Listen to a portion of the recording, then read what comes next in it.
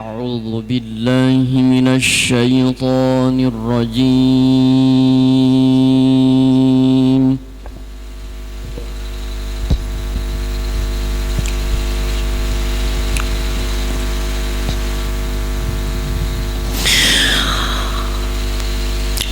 بسم الله الرحمن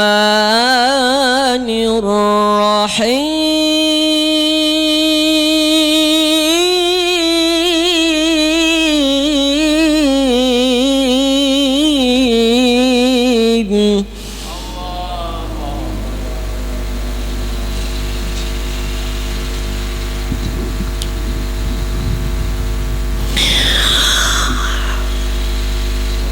ألا إن أولياء الله لا خوف عليهم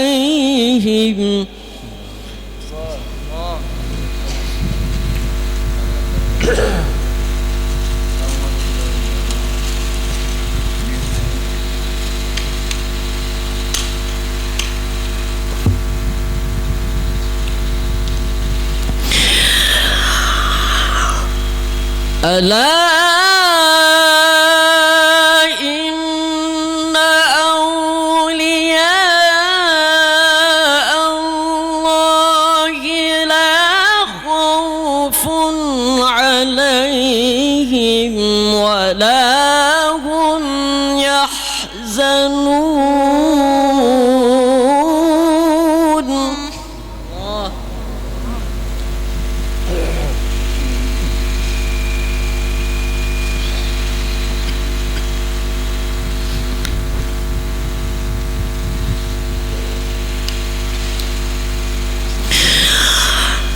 الذين آمنوا وكانوا يتقون.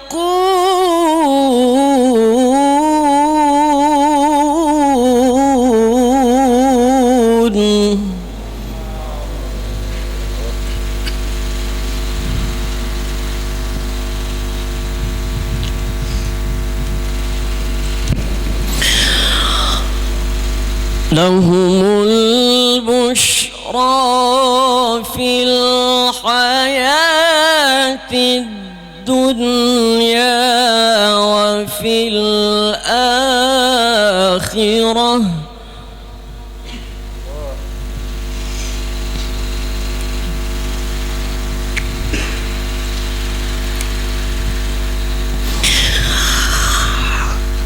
لا تبديل لكلمات الله ذلك هو الفوز العظيم.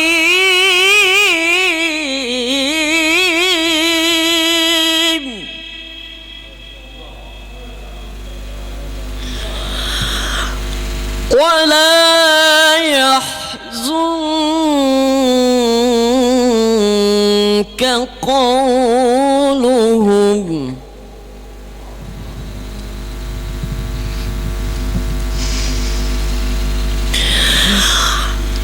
إن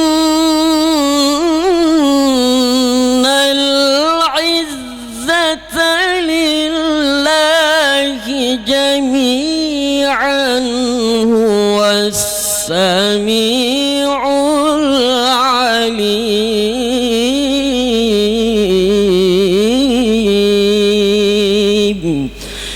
صدق الله العظيم.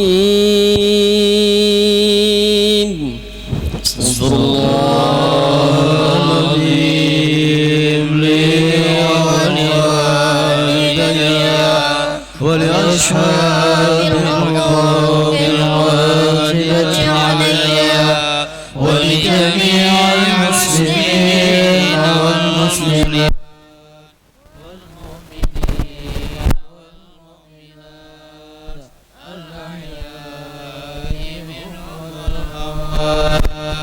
أستغفر الله العظيم لي ولوالدي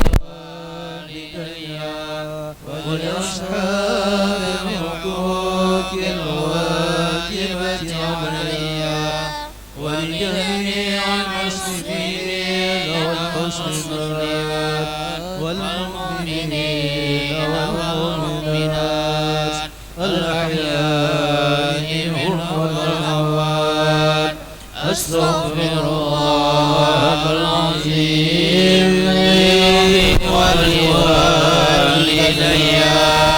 ولأصحاب الحقوق الواجبة علي ولجميع المسلمين والمسلمات والمؤمنين والمؤمنات الأحياء منهم والأموات.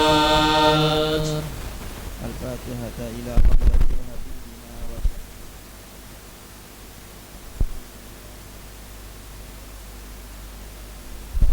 ولآبائه وإخوانه من الأنبياء والمرسلين وأزواجه أمهات المؤمنين وأهل البيت الطيبين الطاهرين وأصحابه والتابعين وجميع عباد الله الصالحين ثم إلى روح سيدنا المهاجر إلى الله الإمام أحمد بن عيسى وسيدنا الفقيه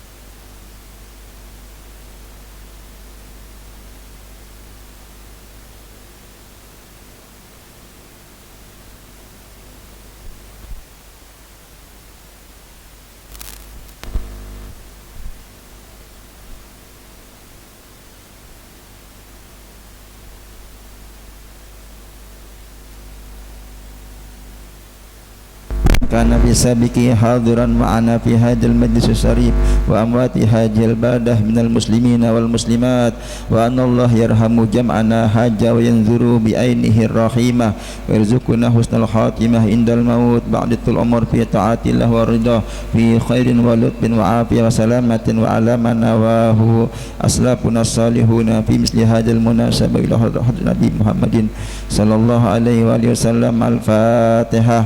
أعوذ بالله من الشيطان الرجيم. بسم الله الرحمن الرحيم. الحمد لله رب العالمين الرحمن الرحيم مالك يوم الدين إياك نعبد وإياك نستعين اهدنا الصراط المستقيم صراط الذين أنعمت عليهم غير المغضوب عليهم ولا الضالين آمين.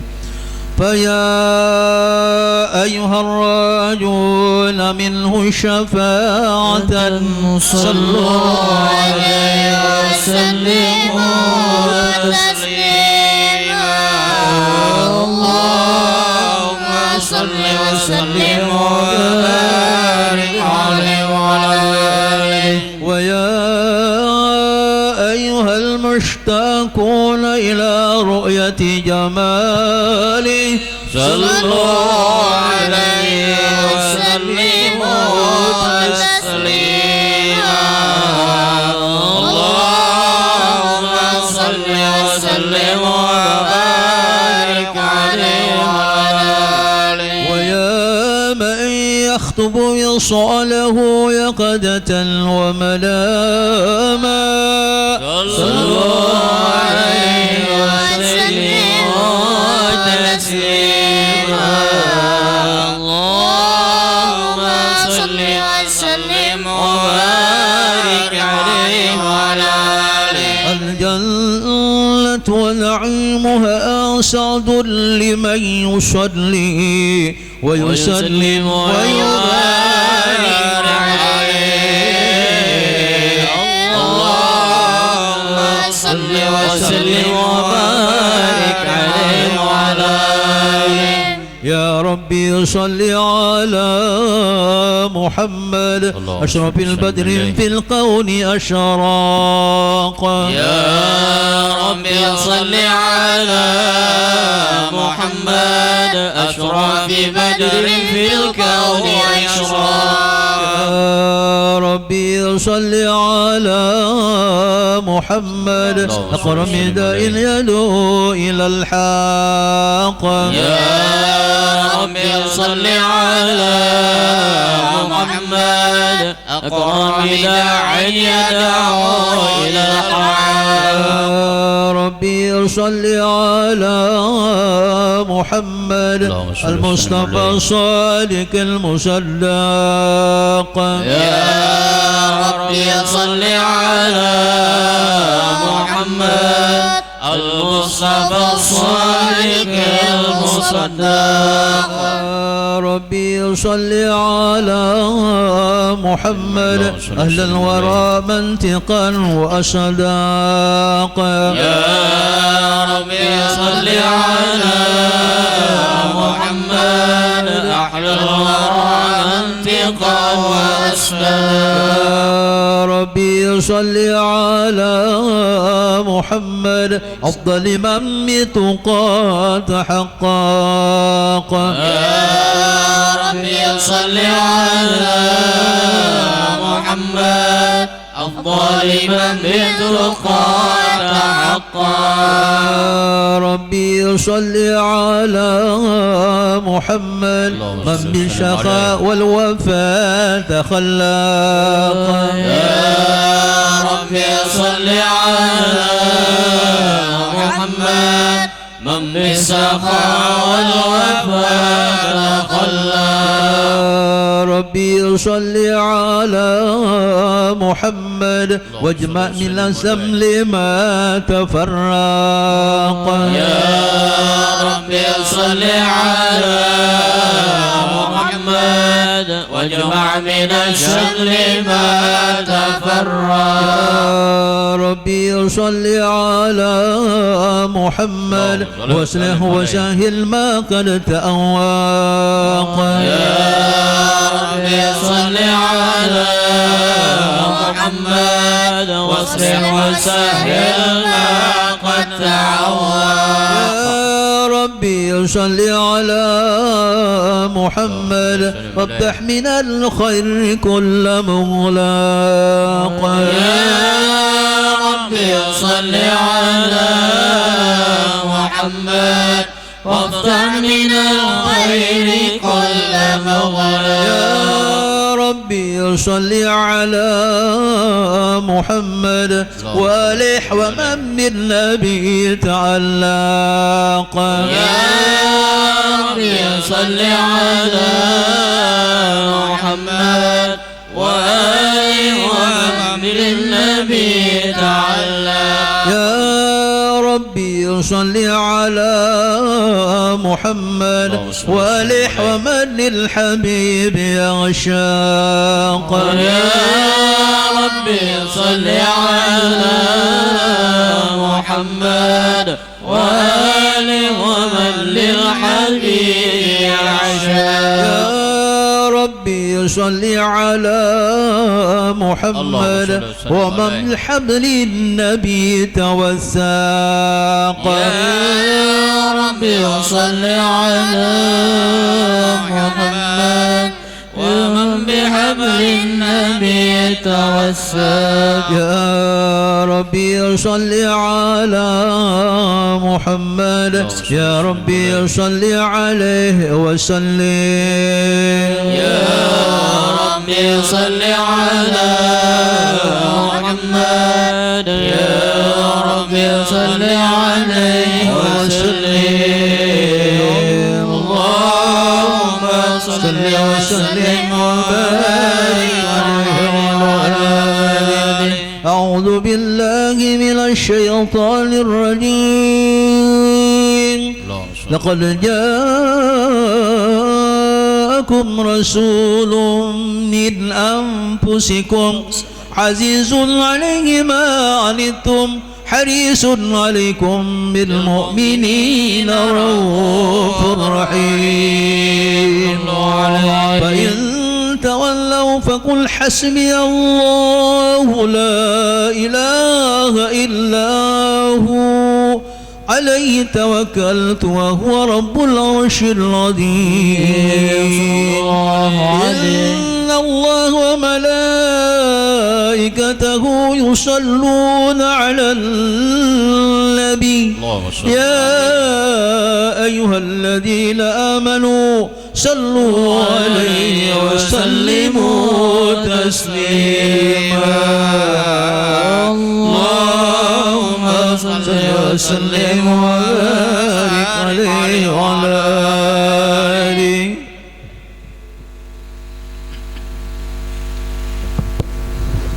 بسم الله الرحمن الرحيم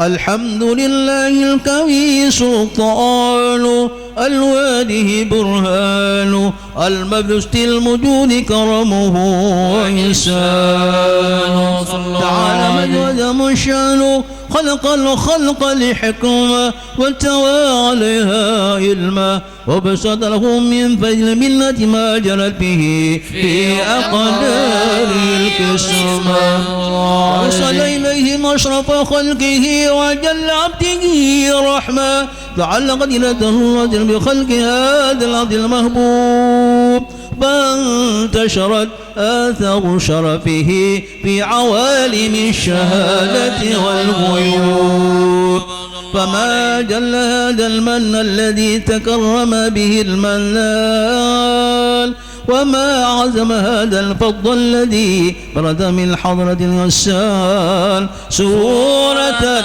كاملة في هيكل محمود سورة كاملة ظهرت في هيكل محمود سورة كاملة ظهرت في هيكل محمود فتعطرت بوجودها أكناف المجود وطرد البرد العوار بامتراد التكريم اللهم صل وسلم أشرف الصلاة والتسليم على سيدنا ونبينا محمد رؤوف الرحيم اللهم صل وسلم وبارك عليه وعلى آله النبي صلى عليه صلوات الله لك عليه وينال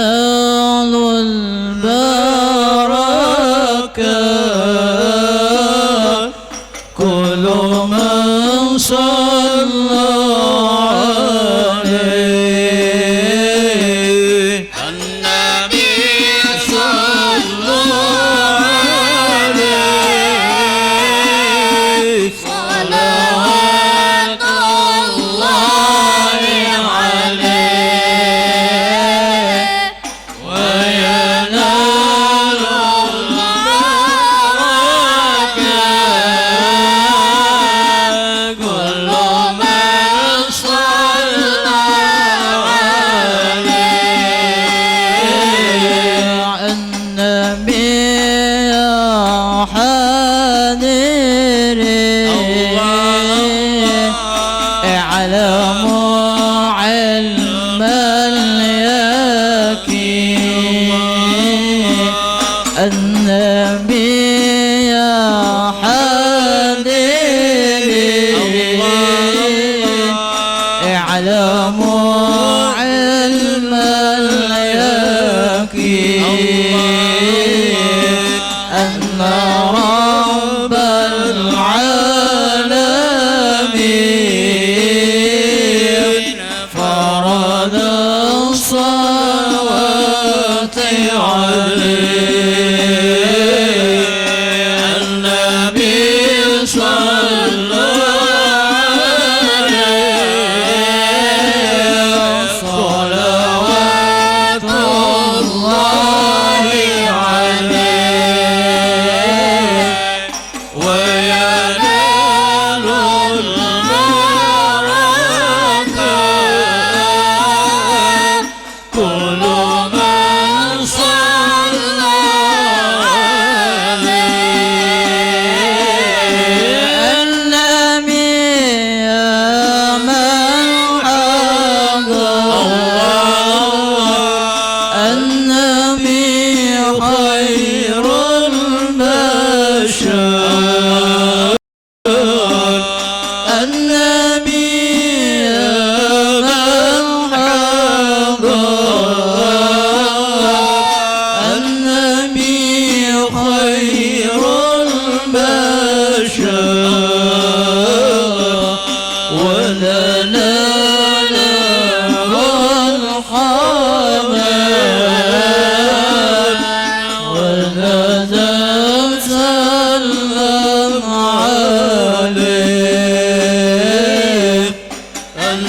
النبي صلوا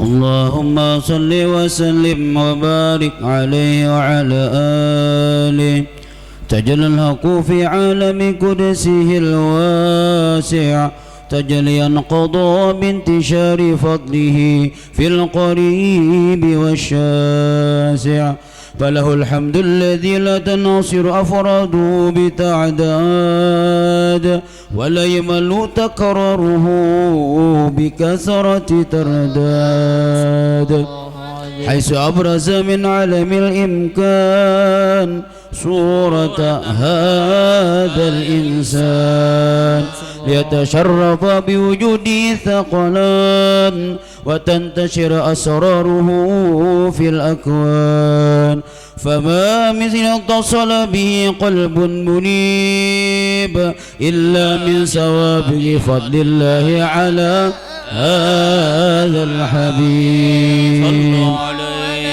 يا لقلب سروره قد توالى بحبيب عم الأنام نوانا يا لقلب حبه قد توالى بحبيب عم الأنام نوانا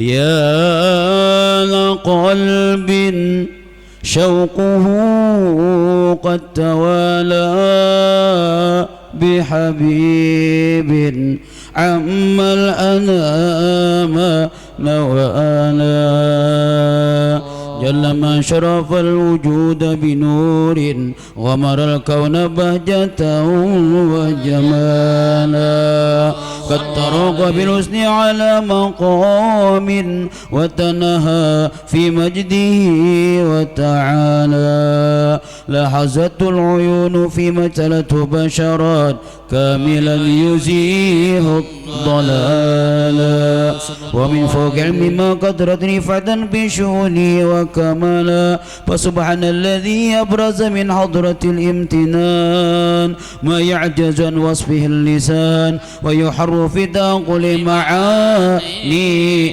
الجنان انتشر منه في عالم البطون والظهور ما ملأ الوجود الخلق نور فتبارك الله من إله كريم بشرتنا آيات بذكر الحكيم ببشارة لقد جاءكم رسول من أنفسكم عزيز عليه ما عنتم حريص عليكم بالمؤمنين رؤوف رحيم فمن فاجأته هذه البشارة وتلقاها بقلب سليم فقد هدي إلى صراط مستقيم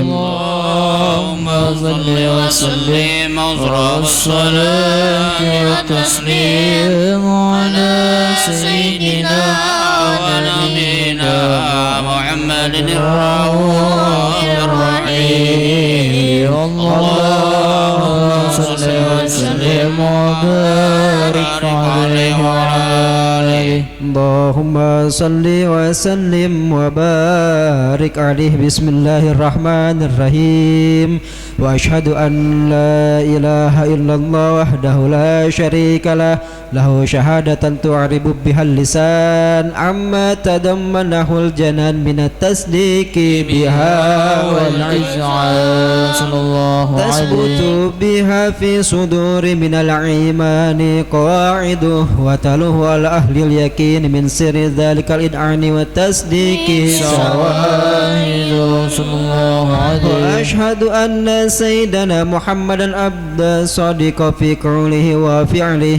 والمبالغ عن الله مأمره بتبليغه لخلقه من فرضه ونفله صلى الله عليه عبد أرسل الله للعالمين بشيرا ونذيرا فبلغ الرسالة وأدى الأمانة وهدى الله به من الأمة بشرا كثيرا صلى الله عليه فكان في ظلمة جهل للمبتشرين سراجا وقمرا منيرا فما أعظمها من نعمة ذكرم الله بها على البشر وما أوشعها من نعمة انتشرها سرها في البحر والبحر صلى الله عليه اللهم صل وسلم بأجل الصلوات وأجمعها وأزكى التحيات وأوسعها على هذا العبد الذي وفاك بحق عبودية وبرز فيها في خلعة الكمال وقام بحق ربوبية خدمة الله وأقبل عليه غاية الإقبال صلاة يسر بها اللهم صل عليه به فينبس اللهم صل عليه به صلاة يتسر بها اللهم صل عليه به فينبسط في قلبه نور سر التعلق به وحبه ويكتب بها بعناية الله في حزبه وعلى آله وصحبه نرتقى صحوة مجد بقربه ونتقي دلال شرف أسلي بعدي وحبه ما أبطر العقوان بنسل ذكراهم نسيم اللهم صل وسلم أشرف الصلاة وتسليم سيدنا ونبينا محمد الرؤوف الرحيم اللهم صل وسلم وبارك عليه اللهم صل وسلم وبارك عليه وعلى آله أما بعد فلما تعلقت إرادة الله بالعلم القديم بظهور أسرار التخصيص للبشر الكريم بالتقديم والتكريم وذات القدرة الباهرة بالنعمة الواسعة والمنة الغامرة فانبلغا بين التصوير في العالم المطلق الكبير عن جمال مشهود بالعين أو لوصف الكمال المطلق والحسن التام والزين فتنقل ذلك الجمال الميمون في الأصلاب الكريمة والبطون فما من صلب تم إلا وتمت عليه من الله النعمة فهو القمر التام الذي يتنقل في بروجه ليتشرب بموت استقراره ومانع خروجه وقد كانت الأقدار الأزلية بما قد أهرت وأزهرت من سر هذا النور ما أزهرت وخصصت به من خصصت فكان مستقر بالأصلاب الفاخرة والأرحام الشريفة الطاهرة حتى برز بعالم الشهادة بشر الله كالبشر ونور الحير الأبقر ظهوره وبهر وتعلقت همة الراكب لهذه الحروم بأن يركم في هذا الكرتاس ما هو لديه من عزائم ذلك النور محروم وإن كانت الألسن لا تبي بمشر من الشار أوصى بذلك الموصوف تشويقا للسامعين من خواص المؤمنين وترويها للمتعلقين بهذا النور المبين وإلا فأنت تعرب الأقلام عن شؤون خير الأنام ولكن هزني لا تدويني ما حفظت من سير أشرف المخلوقين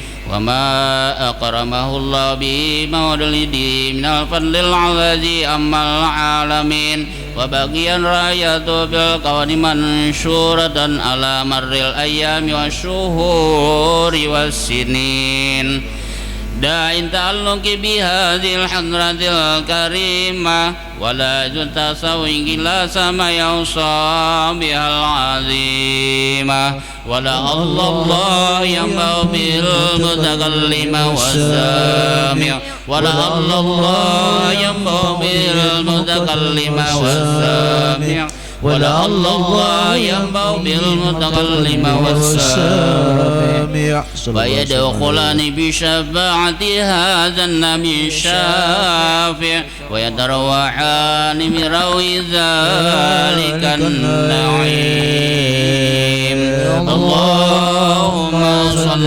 وسلم والصلاة والتسليم على سيدنا ونبينا محمد الرؤوف الرحيم اللهم صل وسلم وبارك عليه وعلى آله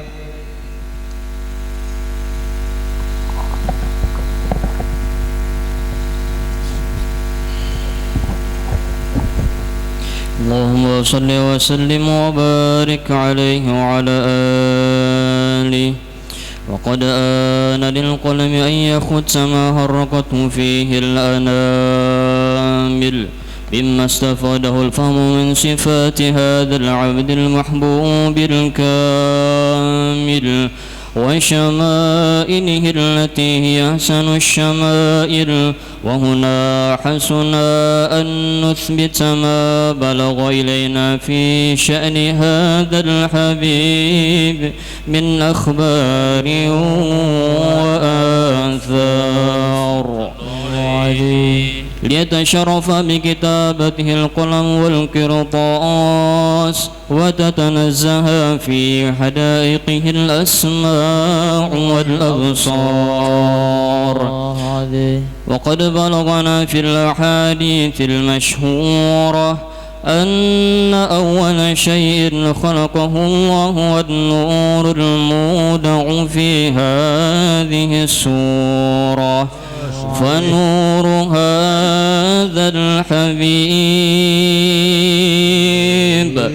أول مخلوق برز في العالم، ومنه تفرع الوجود خلقا بعد خلق فيما حدث وما تقادم. صلى الله عليه وسلم عليه. وقد أخرج عبد الرزاق بسنده عن جابر بن عبد الله الأنصاري رضي الله عنهما قال: قلت يا رسول الله بأبي وأمي أخبرني عن أول شيء خلقه الله قبل الأشياء. قال: يا جابر إن الله خلق قبل الأشياء نور نبيك محمد صلى الله عليه وسلم من نوره صلى الله عليه وسلم عليه. وقد ورد من حديث أبي هريرة رضي الله عنه أنه قال: قال رسول الله صلى الله عليه وسلم: كنت أول النبيين في الخلق وآخرهم في البعث.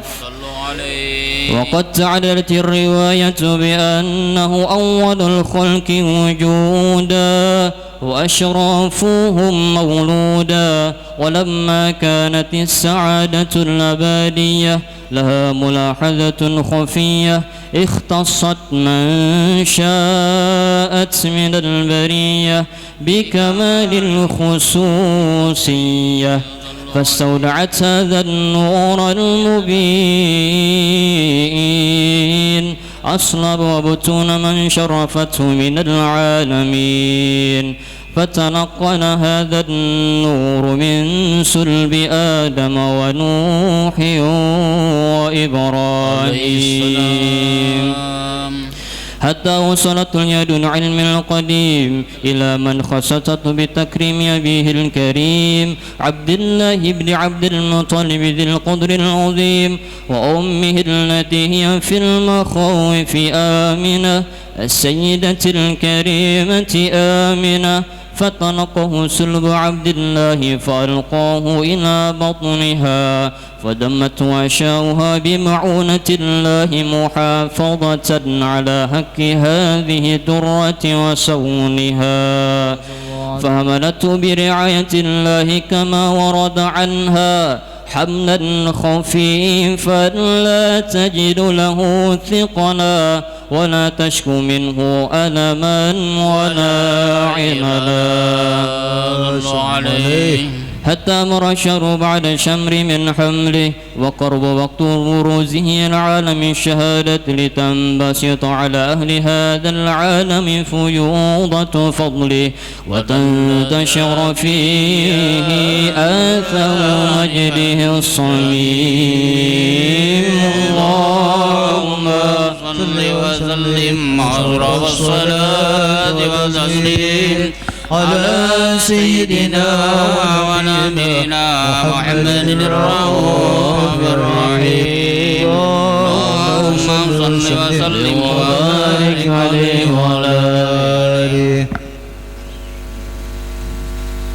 اللهم صل وسلم وبارك عليه وعلى آله ومن ذلكت به هذه الذرة المكنونة والجحرة الموزونة والكون كله يسبح وينسي في سرور وابتحاز بكرب دخول إسراكها الصراط والميول متصوفة إلى بروده متسوقة إلى التقاط جواهر كنوده، وكل دابة لكل سنة قد بفصيح العبارة معلنة بكمال البشارة، وما من حمل حملت في ذلك العام إلا أتت في حملها بطولا من بركات والسعادة هذا الإيمان.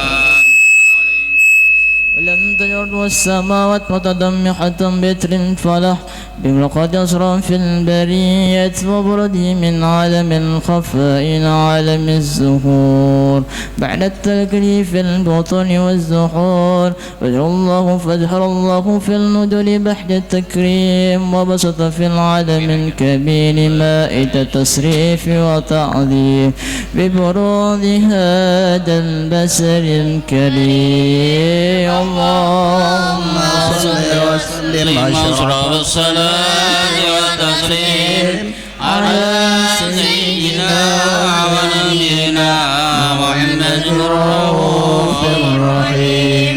اللهم صل وسلم وبارك عليه وعلى آله. اللهم صل وسلم وبارك عليه وعلى آله.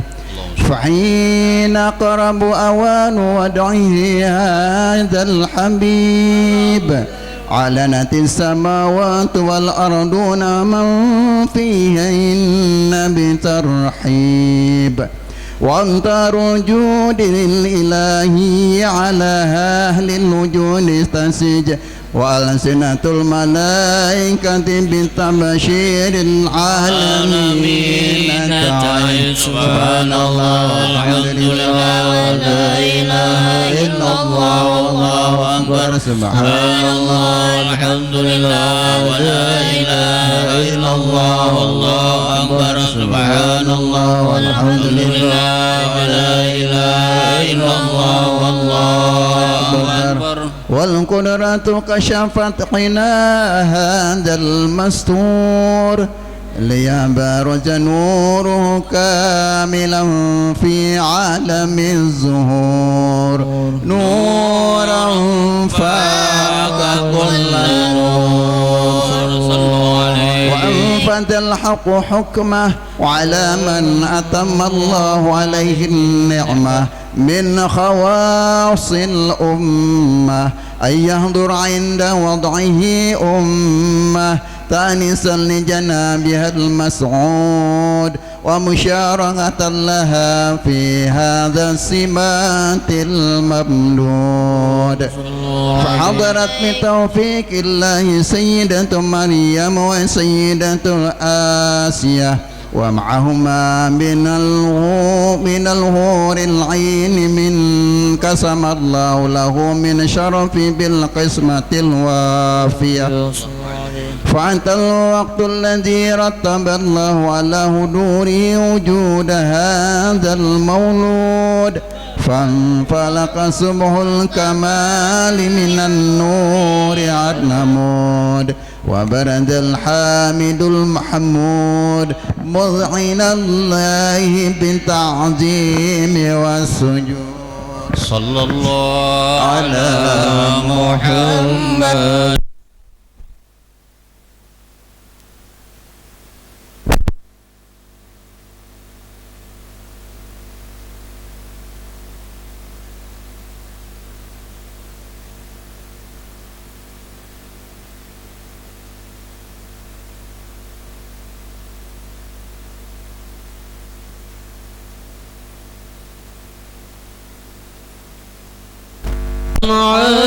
عليك يا رسول السلام عليك يا حبيب السلام عليك صلوات الله عليك. الله يا نبي سلام عليك يا رسول سلام عليك يا حبيب سلام عليك صلوات الله عليك. أشرق البدر فيها بوجود المصطفى أحمد ولأهل الكون أنس والسرور قد تجدد يا نبي سلام عليك يا رسول سلام عليك يا حبيب سلام عليك صلوات الله عليك فاقتربوا يا أهل المساني فهذار اليمن غرد واستضيئوا بجمال فخفي حسن تفرد الله يا نبي سلام عليك يا رسول سلام عليك يا حبيب سلام عليك صلوات الله عليك ولنا البشرى بسعد مستمر ليس ينفد حيث دين عطاء جمع فقر المعبد يا نبي سلام عليك يا رسول سلام عليك يا حبيب سلام عليك صلوات الله عليك فلربي كل حمد جل يحصر العين إذ هبنا بوجود المصطفى هادي محمد يا نبي سلام عليك يا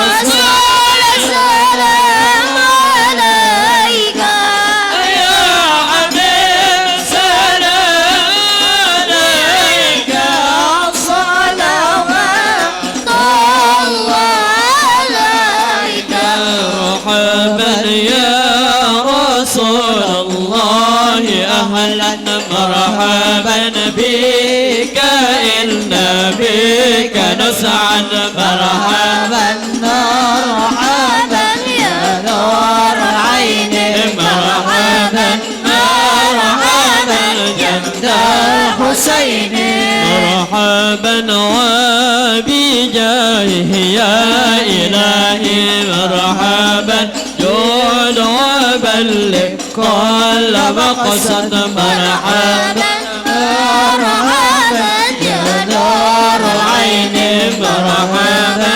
مرحبا جد الحسين واهدينا نجا سبيلي مرحبا مرحبا كي به نسعد ونرشد مرحبا مرحبا مرحبا يا نور عيني مرحبا مرحبا مرحبا يا حسين مرحبا مرحبا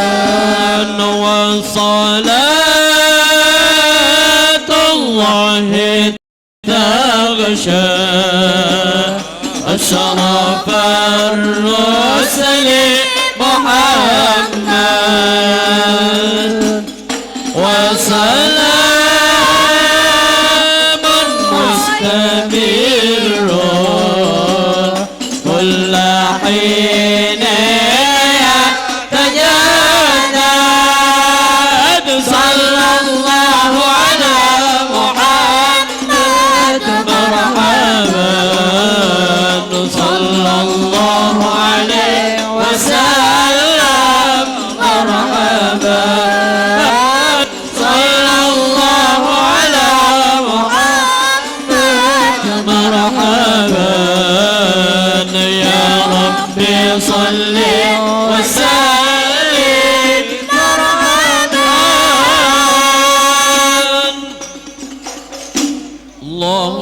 صل وسلم وبارك عليه وعلى آله اللهم صل وسلم وبارك عليه وعلى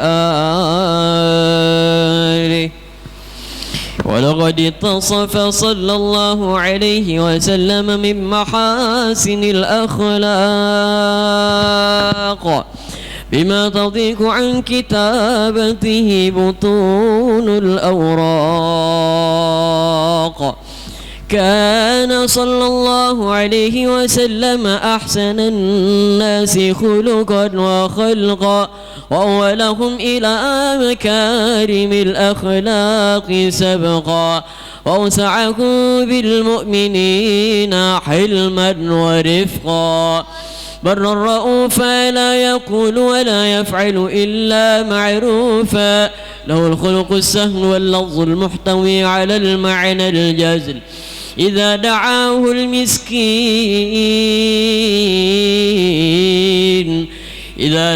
المسكين أجابه إجابة معجلة.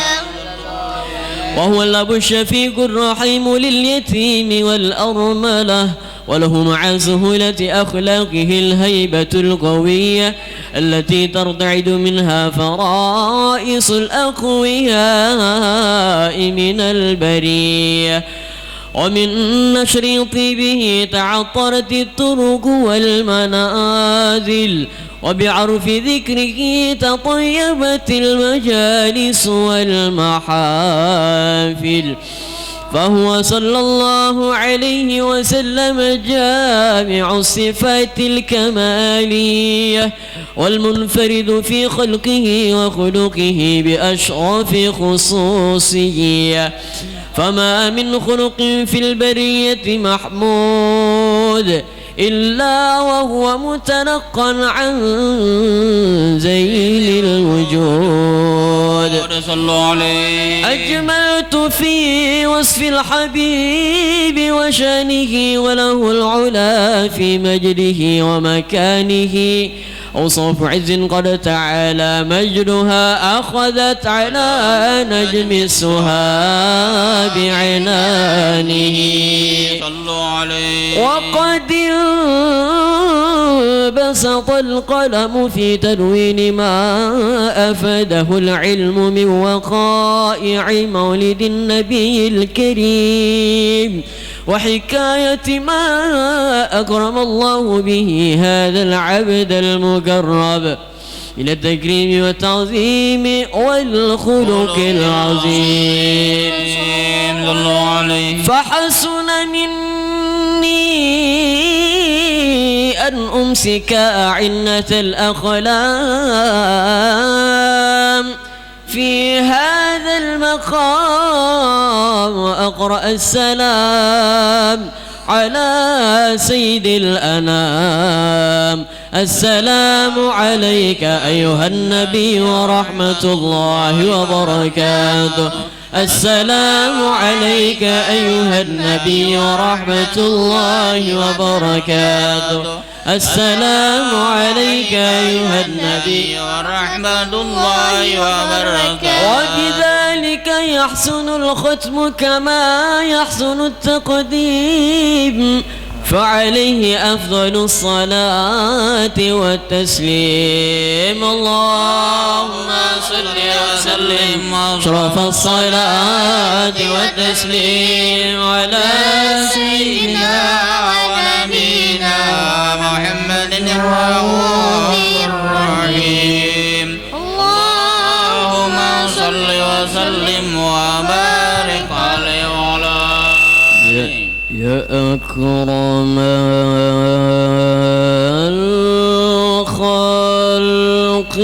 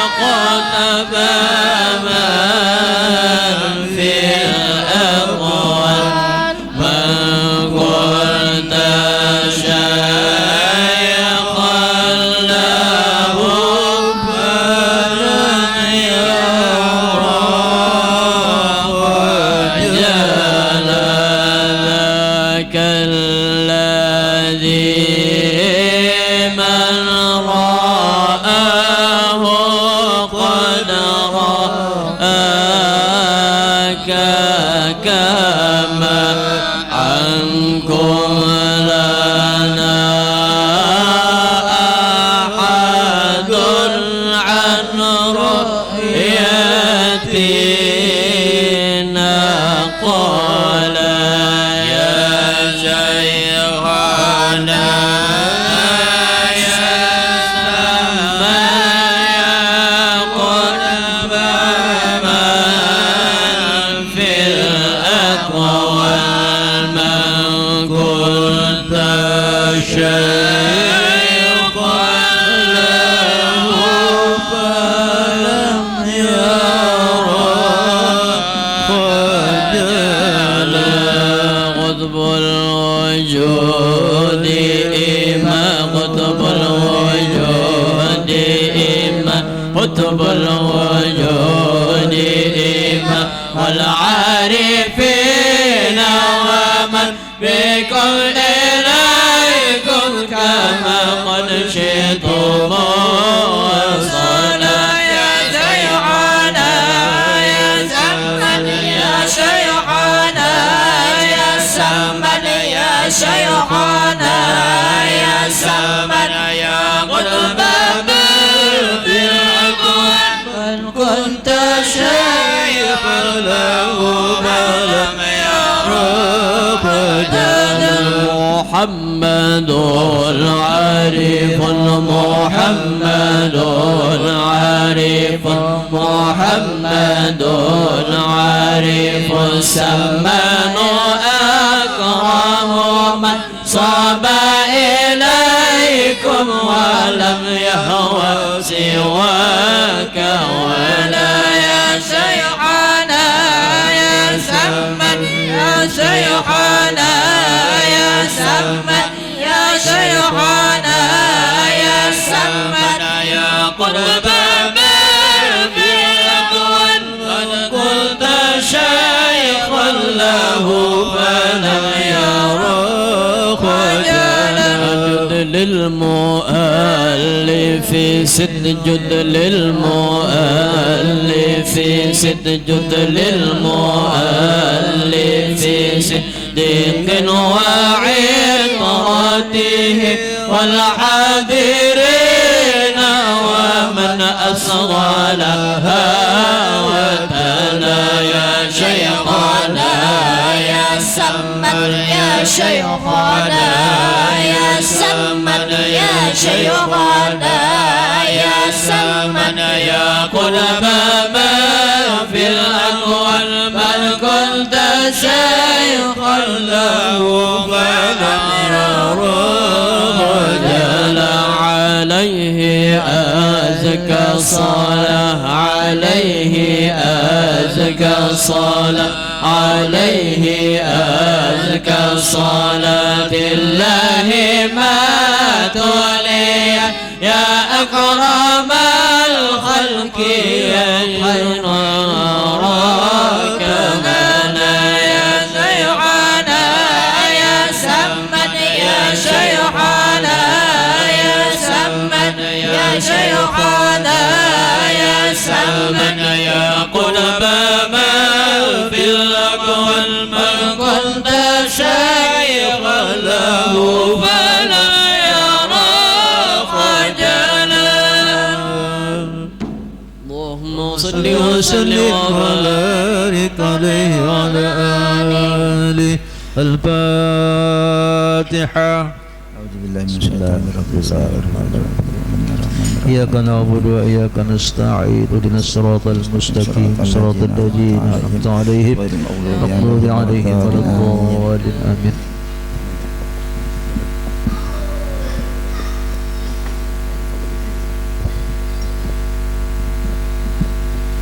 Bismillahirrahmanirrahim. Alhamdulillahi rabbil alamin. Amin, ya Allah. Hamdan na'imin, hamdan syakirin, hamdan yuafi ni'amahu wa yukafi'u mazidah.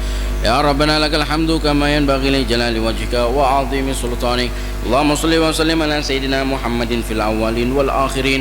Wa shalli wa sallim ala sayyidina Muhammadin fil nabiyyin wal mursalin. Wa shalli wa sallim ala sayyidina Muhammadin hatta tarthar arda man 'alaiha wa anta khairul warithin. Wa salli wa sallim ala sayyidina Muhammadin wa ala alihi wa sahbihi ajma'in. Walamma nadhama al-fikru min darari al-awsaf al-muhammadiyyati uguda tawajjahtu ila Allah mutawassilan bi sayyidi wa habibi Muhammadin sallallahu alaihi wasallam ayaj'ala sa'yi fihi mashkura wa fi'li fihi mahmuda ويكتب عملي في الأعمال المقبولة وتوجهي في التوجهات الخالصة والصلة الموصولة اللهم يا من إليه تتوجه الآمال فتعود ظافرة وعلى باب عزته تحط الرحال فتغشاها منه الفيوضات الغامرة نتوجه إليك بأشرف الوسائل لديك سيد المرسلين عبدك الصادق الأمين سيدنا محمد سيدنا محمد سيدنا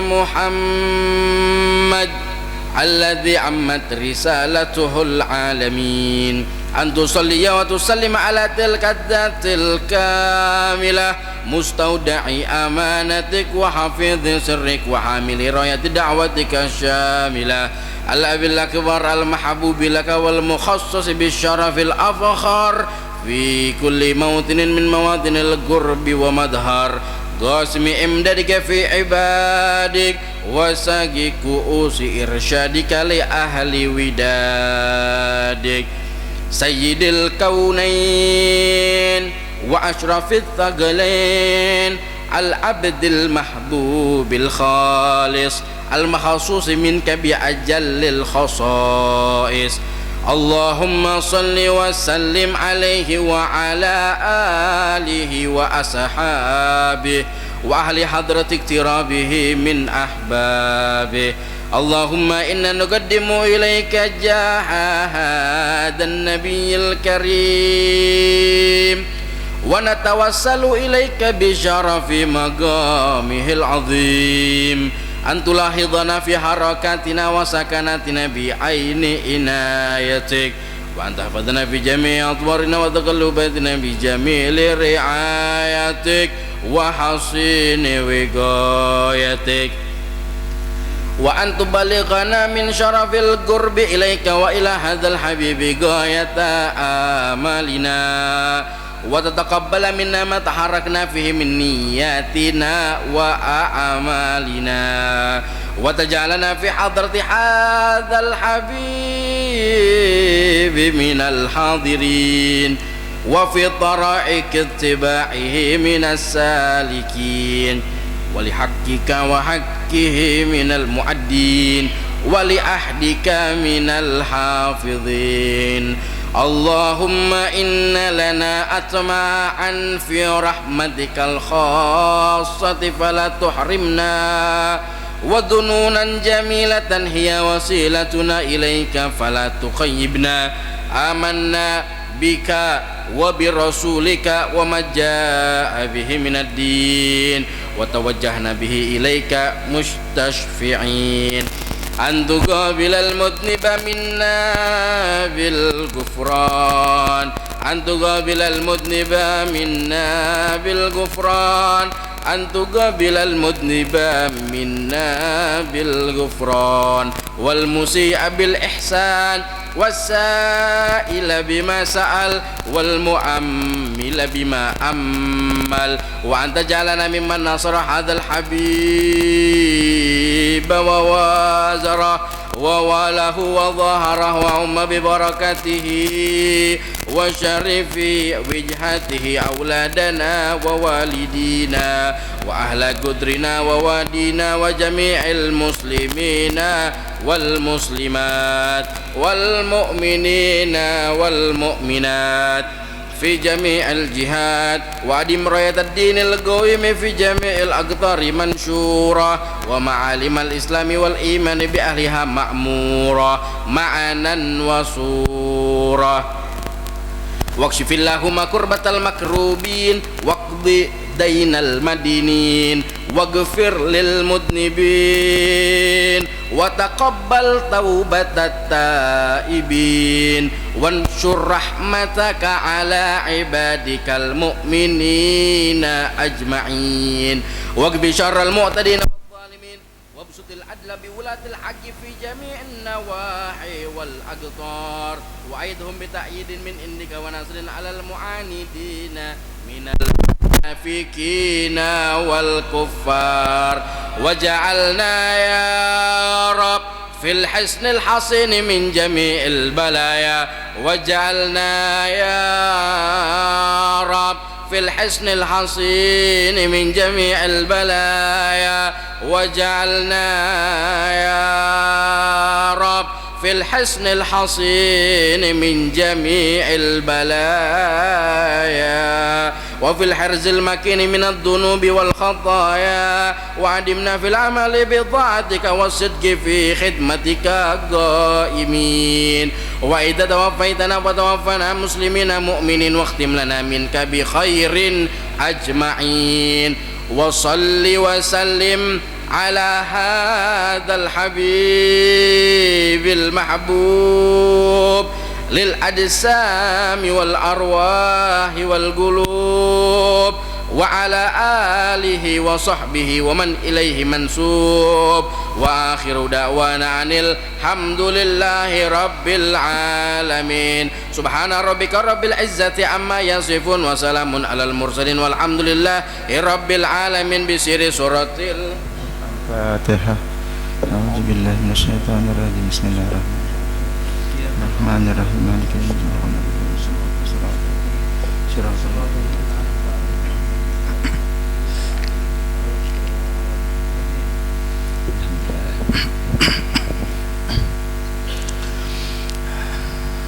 Astaghfirullahaladzim la haula wa la quwwata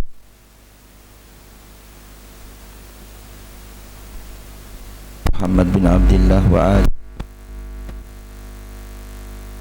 ila khususan li ruhil ustaz al-a'zam wal maladil abham alisani sayyid al-arif billahi ta'ala as-syekh Muhammad as-samman wa usulihi wa furu'ihi wa ahli silsilati wal akhijina wal muntasibina ilaihi wa summa ila ruhi maulana syekh Muhammad Arasat bin Abdullah al-Banjari wa usulihi wa furu'ihi wa summa ila ruhi syekhina murabbi ruhina syekh Muhammad Zaini bin Abdul Ghani al-Banjari Bismillah Nabi wa ali Nabi al-Fatihah. A'udzu billahi minasyaitonir rajim. Alhamdulillahi rabbil alamin. Ahmadu man istafa min ibadihi man sal wilayah wa khassasahu bihamli asrarihi wa jazabahu min sabikil inayah wa askuruhu an manna alaina bil iman bima ja'at bihil anbiya wal awliya min asrarihi rabbaniyah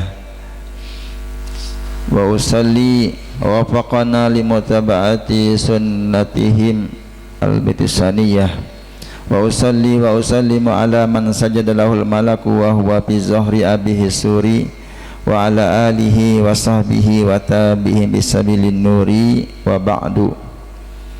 Kemudian daripada itu maka telah datang dalam sebahagian perkataan sahabat dan tabi'in yang artinya ketika dibaca hikayat karamah aulia Allah itu turunlah beberapa rahmat Allah yang maha pengasih lagi maha pengampun. Dan lagi berkata orang-orang salih, engkau sebutlah kisah-kisah mereka orang salih dan hikayat karamatnya, maka di dalam menyebut kisah mereka itu turunlah beberapa rahmat Allah, dan hendaklah engkau hadir dalam majlis orang salih, niscaya engkau mendapat berkah mereka itu.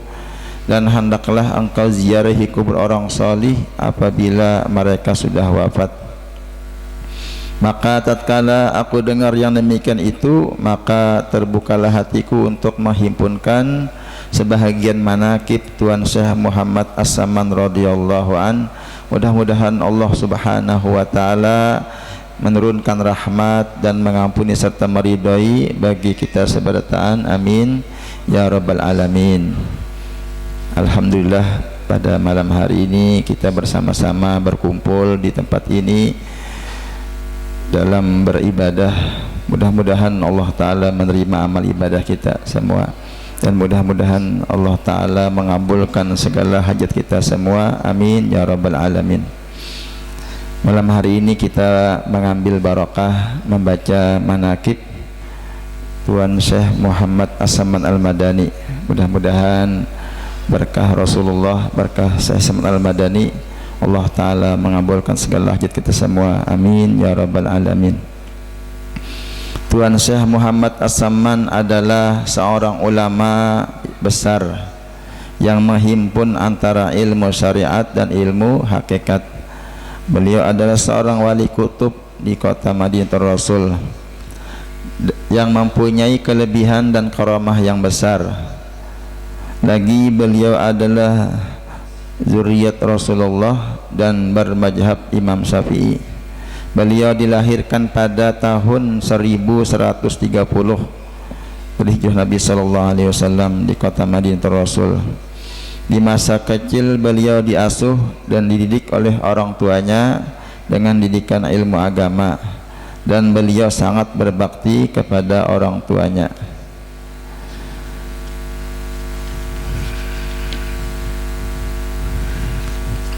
Pada usia mendekati balik, beliau belajar berbagai ilmu agama, mengunjungi para ulama yang mulia lagi berpengetahuan tinggi. Beliau belajar ilmu fikih kepada ayahnya sendiri, yaitu Syekh Abdul Karim, dan kepada Syekh Abdul Wahab bin Mustafa Al-Qalandawi, dan kepada Syekh Muhammad bin Sulaiman Al-Kurdi. Di bidang hadis beliau belajar kepada Syekh Muhammad Ad-Daqqaq. Di bidang ilmu alat seperti ilmu nahwu, sharaf, balaghah, mantik, beliau belajar kepada Syekh Muhammad Al-Maghribi. Dan beliau lagi seseman mengambil baiat tariqat halwatiyah serta dengan suluknya kepada Al-Aribillah Syekh Mustafa Al-Bakri, sehingga beliau menjadi khalifahnya di kota Madinah. Dan beliau mengambil baiat tariqat qadariyah kepada Al-Aribillah Syekh Muhammad Tahir dengan sanad yang mutasil kepada Syekh Sultan Al-Auliya Syekh Abdul Qadir Al-Jilani. Kemudian setengah daripada perkataan Tuan Syekh Muhammad As-Saman radhiyallahu an. Wa alaika ya ahi bi taqwallahi wa tawajjuhi bil kulliyati ila Allah wa tahaqquqi bila ilaha illallah wal iz'ani bi an la mawjuda illallah wa alam bi anna Allah muttali'un ala zahirika wa batinika wa zamanan wa makanan wa annahu aqrabu ilaika minka wa asbaqa alaika minka wa annahu huwa wa alla ma'buda illa huwa.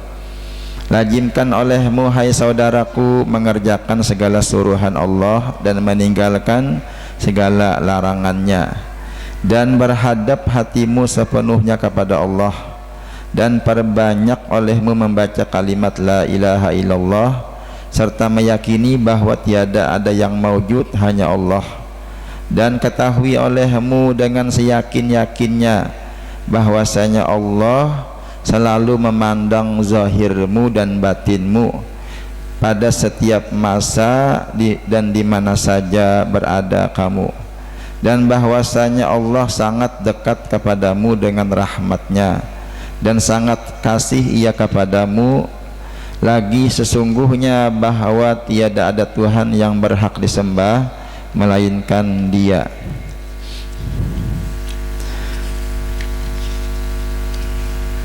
Kemudian di antara karamah Syekh Saman Al-Madani, yaitu di antaranya adalah yang dihabarkan oleh Muhammad Shalih Asy'ab Al-Madani ketika aku di Makkatul Musharrafah. Jadi ada seseorang yang bernama Syekh Muhammad Shalih Asy'ab Al-Madani di kota Mekah. Ujar Sidin, istriku hendak beranak dengan susahnya dan hatiku sangat takut.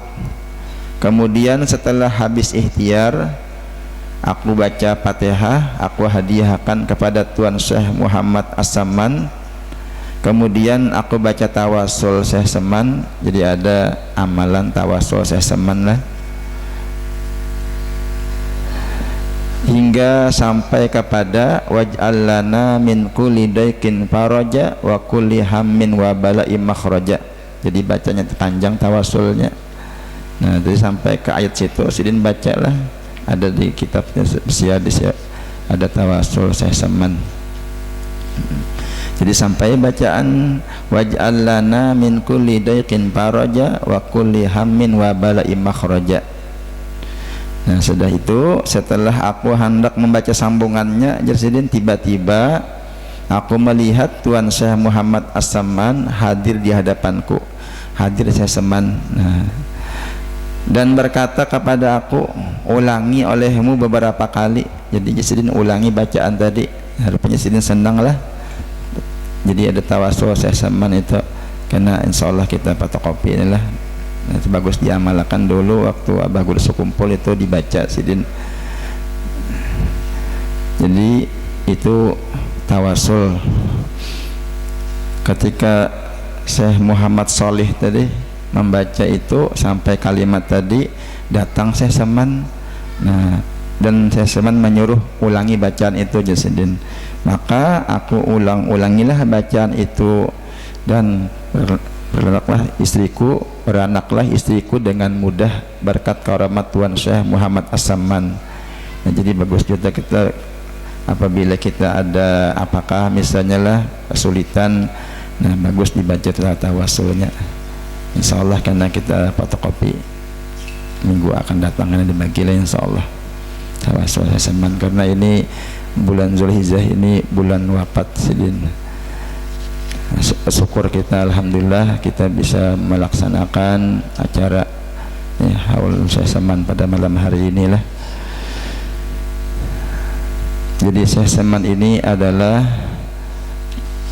guru daripada Datuk Kelampayan Syekh Muhammad Arsad Al-Banjari, yang mana kita baca kitab Sidin inilah Sabil Muhtadin. Jadi di sini Habib membaca kitab Sabil Muhtadin. Sebelumnya baca manakib dulu. Nah, jadi malam hari ini baca manakib Syekh Saman. Jadi ini Habib lah, Sidin datang dari Kandangan Bang Sidin lah teman. Sidin dari mana? Dari Sukabumi. Sidin dari Sukabumi, cuman ke Kandangan. Nah, ada Sidin juga tempat di Kandangan lah. Abah Sidin mungkin lah hijrah ke Kandangan mungkin sebab lah. Alhamdulillah Sidin hadir di sini Habib Muhammad bin Ali Al-Atos. Anu majama Sidin lah orang lah.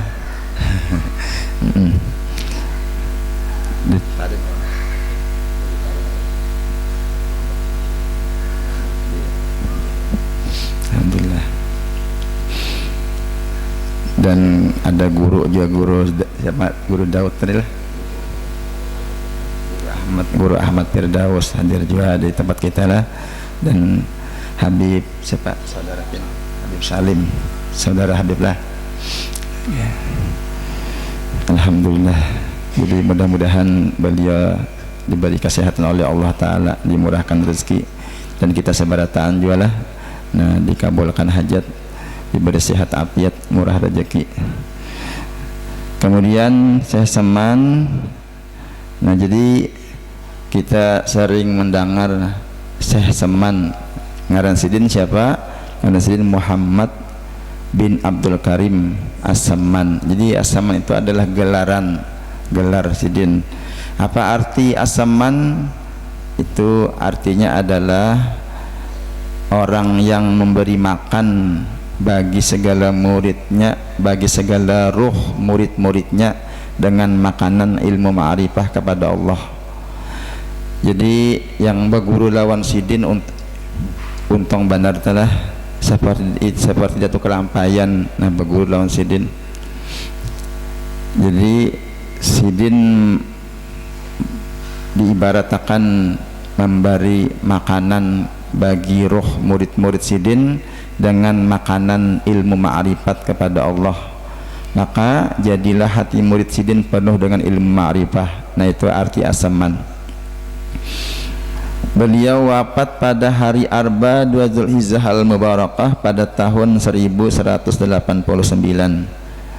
Jumlah umur sidin 59 tahun dan dimakamkan di Baqi berhampir dengan kuburan segala istri Rasulullah sallallahu alaihi wasallam.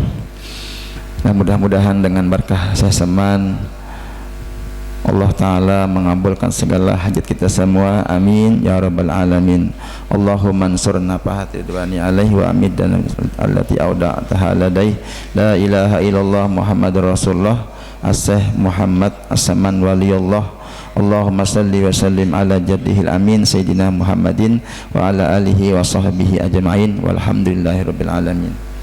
Kita baca kitab sebelah sedikit lah habis ini karena kita minta dengan Habib 7 atau 10 menit lah sidin.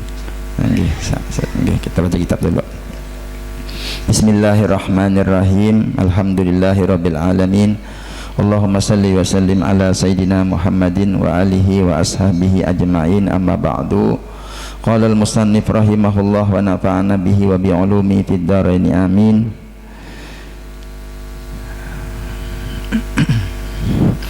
Tetapi tiada membangsai ia kepada bapaknya. Jika ada bapaknya itu manusia, maka tiada ia mewaris akan dia. Nah, sambungan kemarin lah. Ini masalah najasah wa ijalatihan, menghilangkan najis dan masalah najis dan cara menghilangkannya. Jadi kita harus wajib juga mengetahui cara untuk menghilangkan najis. Jadi kemarin tentang cerita seandainya ada seseorang nih lah mengawini binatang misalnya lah, beranak misalnya, nah tentunya itu dosa besar, dosa besar lah. Tetapi ini seandainya ada kayak itu lalu bisa beranak, nah maka nang dikawini itu binatang nang najis misalnya, nah maka anaknya itu pun tadi najisnya kalau jelas.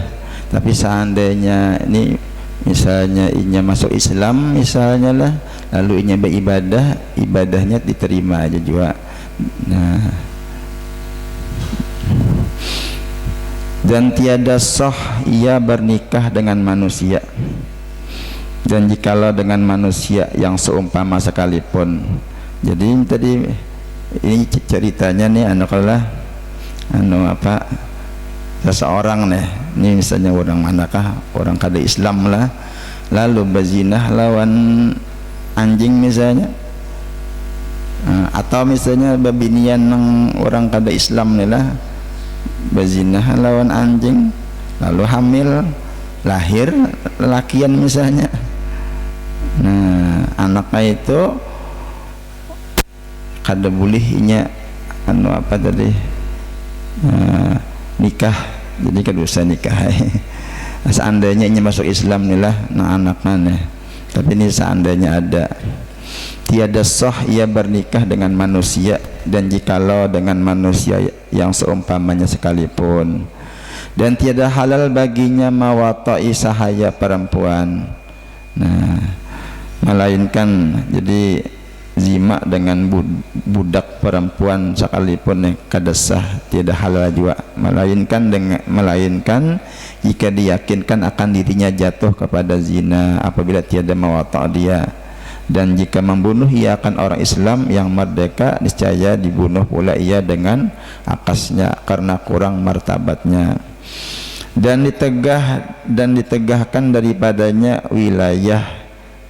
Artinya kada kawainya memiliki satu wilayah daerah, maka tiada sah ia menjadi wali pada menikahkan perempuan yang tiada merdekakannya, tetapi harus baginya menikahkan sahayanya perempuan, karena bahwasanya ia menikahkan itu dengan milik jua, bukan dengan wilayah.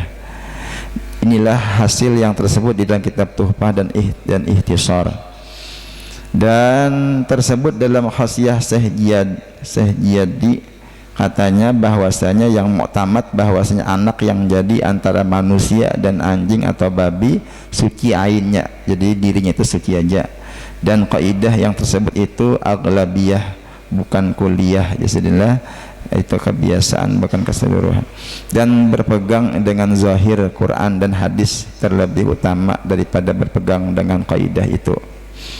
Seyogyanya bahwasanya segala hukum yang telah terdahulu itu tiada sabit, tiada tetap ia baginya, maka tiada halal baginya bernikah dengan manusia, dan tiada berwaris antaranya dan antara segala manusia, dan ditegahkan ia daripada wilayah. Intaha, selesai jadilah.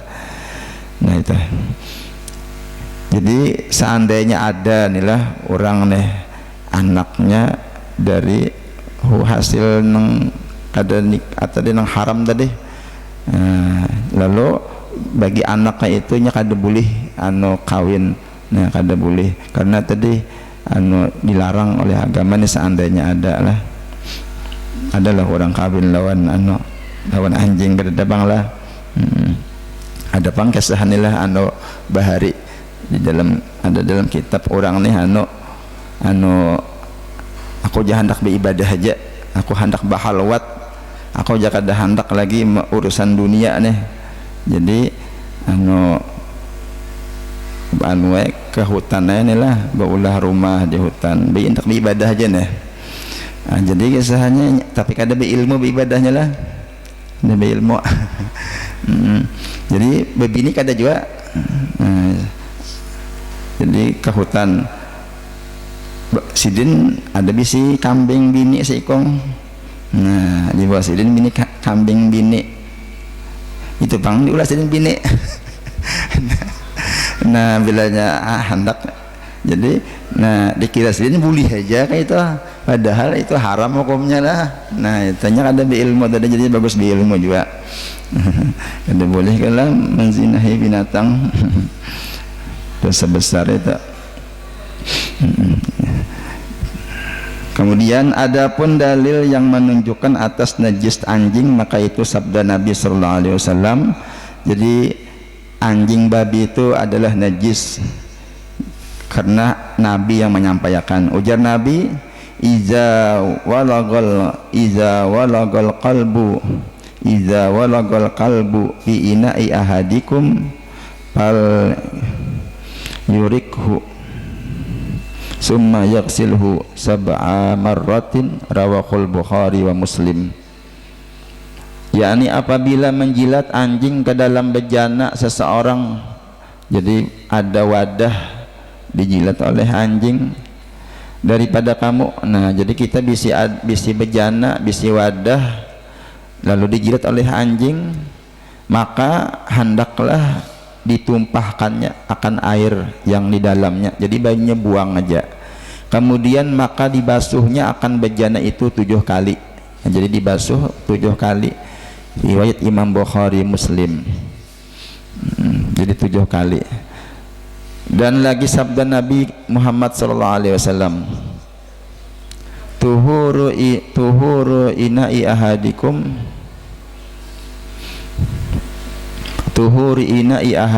idza walaga bihil kalbu ayaksilahu sab'a marratin awalahunna biturabi. Artinya suci bejana daripada kamu, suci bejana seseorang daripada kamu apabila menjilat padanya anjing, bahwa dibasuhnya akan dia 7 kali.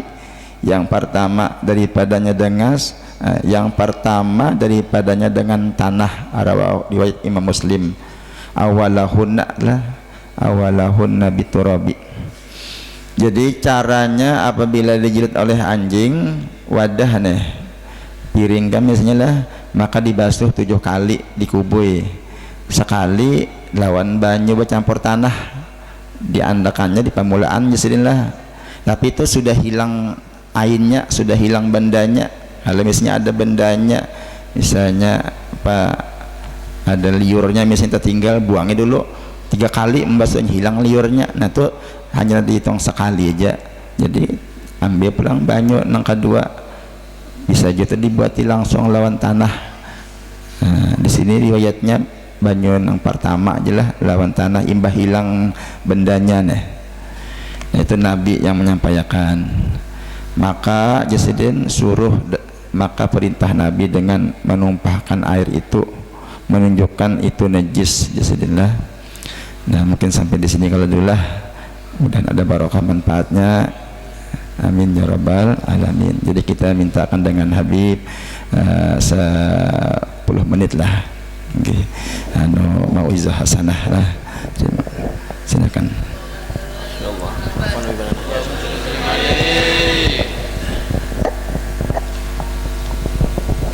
Terus Bismillahirrahmanirrahim. Assalamualaikum warahmatullahi ta'ala wabarakatuh.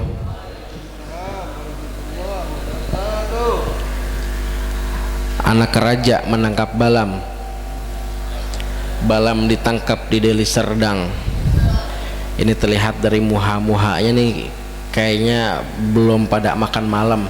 Ya Bif, lemes jawab salamnya Bif. Lapar kah? Mohon jawab salamnya dengan kompak sekali lagi. Assalamualaikum warahmatullahi ta'ala wabarakatuh.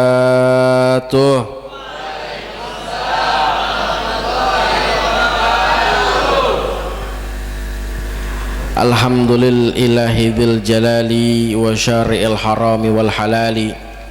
Thumma salatullahi ma'asalami ala nabiyil mustafa tihami Muhammadil hadi minad dalali wa afdali sahbi wa khairi ali.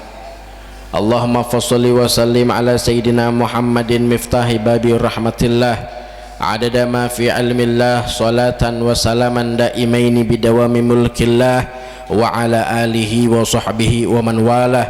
Subhanaka la ilma lana illa ma 'allamtana innaka antal alimul hakim. Rabbi syrah lana sudurana wa yassir lana umurana wahlul 'uqdatan alsinatina yafqahu qawlina wala haula wala quwata illa billahil aliyyil azim. Ya fattahu ya alim, ya fattahu ya alim, ya fattahu ya alim, iftah alaina futuhul arifin birahmatika ya arhamar rahimin. Amin amin ya Allah ya rabbal alamin. Amma ba'du. Pertama-tama yang al-faqir hormati, yang al-faqir ta'zimi, sahibul fadilah, sahibul majlis, Sayyidul Habib Al-Habib Alwi bin Fuad Al-Idrus mata'anallah bituli hayatihi syarifah.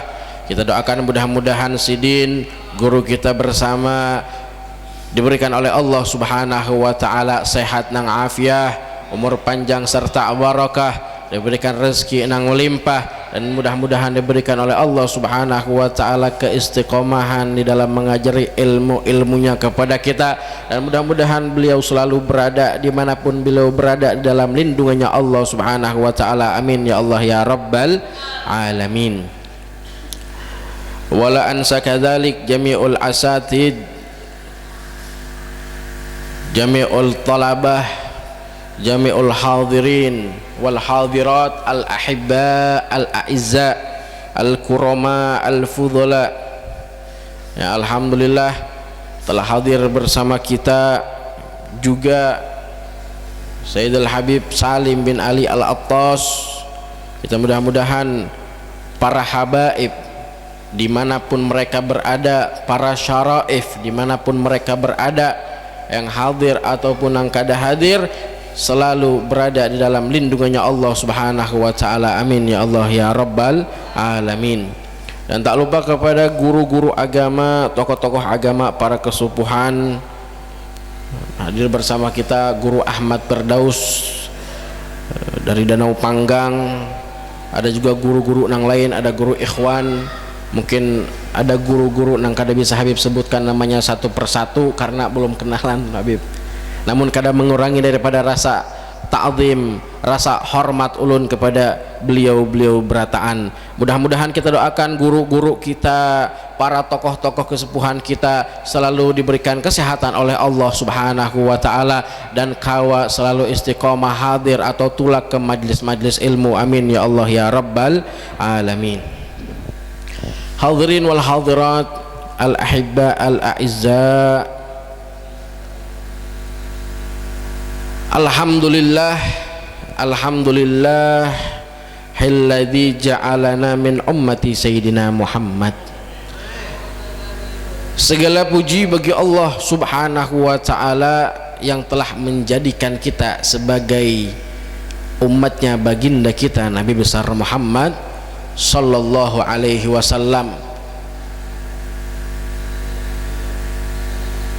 nang dimana di dalam kitab Anwarul Muhammadiyah karangan daripada Syekh Yusuf An-Nabhani, di situ diriwayatkan ketika Nabi Allah Musa alaihi salam bermunajat lawan Allah Subhanahu wa taala, ketika meminta kepada Allah Subhanahu wa taala bermunajat di Bukit Tursina, Nabi Allah Musa alaihi salam meminta lawan Allah apa? Berdoa kepada Allah, ya Rabb, ya Allah, Allahumma ja'alni min ummati Ahmad. Ujar Nabi Allah Nabi Allah Musa alaihi salam, ya Allah jadikanlah ulun ini sebagai umatnya Ahmad. Siapa nang dimaksud Ahmad di situ adalah Nabi kita, baginda kita Nabi besar Muhammad sallallahu alaihi wasallam. Tapi ujar Allah Subhanahu wa taala apa? La ya Musa, engkau sudah aku jadikan sebagai nabi, bahkan aku jadikan engkau kalimullah, nabi nang kawa bebandir lawan Allah Subhanahu wa taala. Itu Nabi Allah Musa saja masih hendak meminta lawan Allah agar dijadikan sebagai umat baginda nabi. Kita Pak Bu, sebelum kita lahir ke alam muka bumi ini, kita adakah nang di dalam rahim ibu kita masing-masing nang meng-request kepada Allah hendak dijadikan umat nabi? Adakah nang request kayak itu? Kada ada. Tapi alhamdulillah ketika kita lahir ke alam muka bumi ini, kita dijadikan sebagai umat baginda Nabi besar Muhammad sallallahu alaihi wasallam. Alhamdulillah. Wa alhamdulillah kadzalik apa? Kita dijadikan oleh Allah Subhanahu wa taala min talabatil ilmi syarif, daripada para pencari ilmu, alladzi la budda lana an nashkurallaha subhanahu wa ta'ala ala hadhihi ni'mah, nang dimana kita harus bersyukur kita dijadikan oleh Allah sebagai para pencari ilmu, nang dimana ini nikmat yang harus kita syukuri kepada Allah Subhanahu wa ta'ala. Wa idza ra'ayna ikhwanina fil kharij, Pak Bu, kalau kita lihati nah saudara-saudara kita, kekawanan-kekawanan kita, tetangga-tetangga kita, bahkan mereka ada yang jauh daripada ulama, jauh daripada fuqaha, jauh daripada asatid, daripada guru-guru, bahkan dari majlis-majlis taklim. Habib hendak petakun nang hadir majlis ilmu, misalkan di kota di sana, misalkan di Batu Licin itu ada konser, itu nang hadir banyakan mana? Hadir konser kah apa hadir majlis ilmu? Majlis ilmu apa konser? Masya Allah katanya. Mungkin di luaran sana banyak, mereka jauh daripada majlis-majlis ilmu, tapi kita alhamdulillah Pak Bu dijadikan oleh Allah Subhanahu wa ta'ala sebagai hamba nang kawa selalu istiqomah hadir di majlis-majlis taklim, hadir di majlis-majlis ilmu, hadir di majlis-majlis maulid. Mudah-mudahan kita berataan selalu diberikan keistiqomahan oleh Allah Subhanahu wa ta'ala. Amin ya Allah ya Rabbal alamin. Hadirin wal hadirat al ahibba al a'izza, sebagaimana di dalam Al-Quran Allah Subhanahu wa ta'ala mengatakan apa? Qul hal yastawil ladhina ya'lamuna wal ladhina la ya'lamun. Apakah sama di antara orang-orang nang mengetahui lawan orang-orang nang kada mengetahui? Jelas kada sama. Sekarang ada orang nang kada tahu ilmu lawan orang yang mengetahui ilmu. Itu di dalam kehidupannya, dalam amaliyahnya itu sangat jauh berbeda ya ikhwani. Misalkan dalam apa? Hal dalam ibadahnya aja, sembahyang kepada Allah, beribadah kepada Allah. Dalam hal apa? Amaliyah nang lainnya, kehidupan sehari-harinya, hendak guringnya, ketika hendak makannya, ketika berjalannya, itu sangat berbeda. Sebagaimana tadi kita sudah mengaji daripada kitab. Nah, alhamdulillah sedikit demi sedikit dengan kita mengaji ilmu, kita jadi mengetahui daripada hukum-hukum agama, lebih-lebih di dalam ilmu fikih. Karena ilmu fikih ini dikatakan ilmu nang dimana di situ ketika kita sudah belajar daripada ilmu fikih, semakin kita tahu daripada ilmu fikih, semakin apa? Luas lagi nang kada kita tahunya. Karena ilmu fikih ini dikatakan seperti apa? Seperti lautan. Semakin kita menyelam ke dalam, semakin luas. Apalagi tadi dikisahkan kan, sebagaimana apa? Perkataan daripada Al-Imam Malik,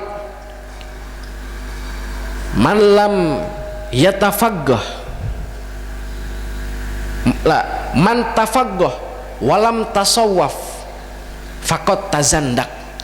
Siapa orang ini dalam ilmu fikihnya dia perdalam, akan tetapi di dalam tasawufnya kurang, faqad tazandak, maka hati-hati, ini orang bisa jadi zindik, kafir zindik. Sebaliknya pulang, man tasawwaf walam tafaggah, siapa orang namang apa?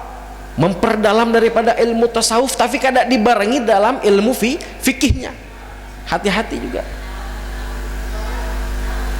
hati-hati. Nah, sampai ada cerita tadi kan, ada satu ulama Habib, nah Habib ulun ingat nih cerita daripada Ibnul Arabi Habib.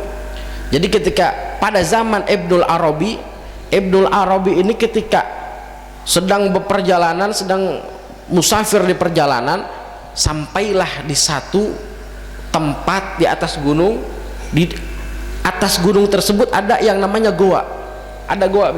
Nah, ketika hendak masuk goa, di luarnya itu ada yang namanya atanan.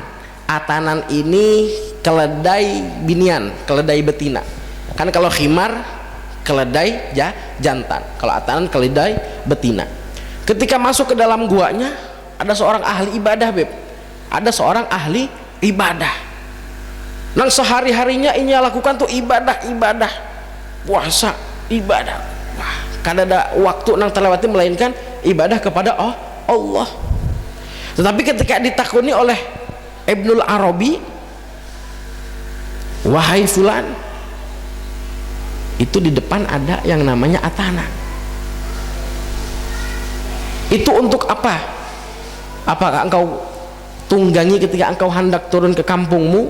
Apakah itu engkau pakai ketika engkau hendak mencari daripada apa? Kayu bakar? La, wahai syekh, ujar orang ahli ibadah tadi apa? Ketika nafsuku memuncak ini, nah aku mendatanginya. Na'udzubillah. Karena apa? Karena daripada inya hanya memperdalam daripada tasawuf ibadah tapi fikihnya kada inya pelajari. Nah, apa tadi ujar Habib? Dosa besar. Ketika kita apa? Na'udzubillah tadi, nah manusia mendatangi daripada hewan, itu daripada dzanbun azim, daripada dosa besar. Na'udzubillah summa na'udzubillah. Nah, maka dari itu alhamdulillah kita di sini dikumpulkan oleh Allah Subhanahu wa taala, kawa daripada mengkaji daripada ilmu-ilmu sebagaimana tadi telah kita dengar pulang daripada pembacaan daripada manaqib Asy-Syaikh Muhammad Saman Al-Madani. Mudah-mudahan daripada berkah tadi kita mendengarkan manaqib Asy-Syaikh Muhammad Saman Al-Madani, Allah Subhanahu wa taala menurunkan daripada rahmatnya Allah Subhanahu wa taala. Gasan kita amin ya Allah ya rabbal alamin. Hadirin wal hadirat al-ahibba al-a'izza. Terakhir ada amalan nang dimana ini amalan ada di dalam kitab Nurul Anwar daripada karangan Asy-Syaikh Kasful Anwar. Di dalam kitab Nurul Anwar itu dikatakan, siapa orang nang hendak Pak Bu anak-anak kita ini dijadikan anak-anak yang soleh dan solehah, keturunan kita ini dijadikan oleh Allah Subhanahu wa taala keturunan yang soleh dan solehah, itu ujar Syekh Kasful Anwar dalam kitabnya Nurul Anwar, kita dianjurkan setiap ba'da sembah yang 5 waktu itu kita membaca daripada surah Al-Fatihah. Membaca apa Pak? Surah Al-Fatihah. Berapa bilangannya? Dikatakan ketika kita selepas sembahyang subuh itu bilangannya ada duhu membaca surah Al-Fatihah sebanyak salasina marrotan, 30 kali. Jadi ketika ba'da selepas sembahyang subuh 30 kali.